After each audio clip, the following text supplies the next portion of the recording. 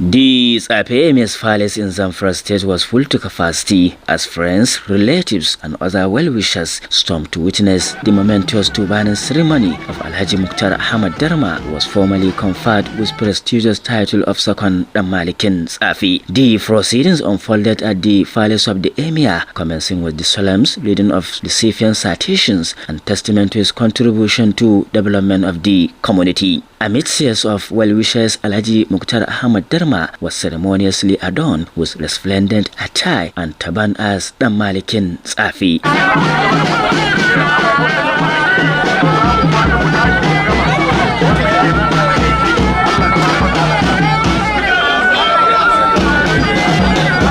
The Emir of Tsafe, Muhammad Bawa, said the recipient was chosen based on merit and urged him to uphold the prestige of his title and continue to work for humanity. In his acceptance speech, the second Danmalikin Tsafe and former Commissioner of Housing and Urban Development, Alhaji Muktar Ahmad Darma, thanked the Emirate for recognizing him worthy of such prestigious title and assured to contribute towards development of the Emirate. Today is a wonderful day of my life.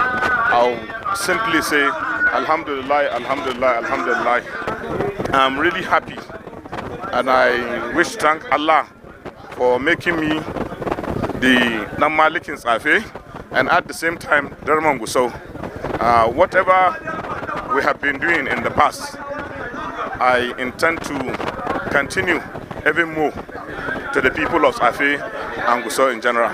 Some well-wishers from within and outside the state who graced the colorful event congratulated the celebrant and wished him more success in his life endeavors. Today, in fact, I'm very, very happy. The way I saw the occasion, the turban ceremony is indeed very, very colorful.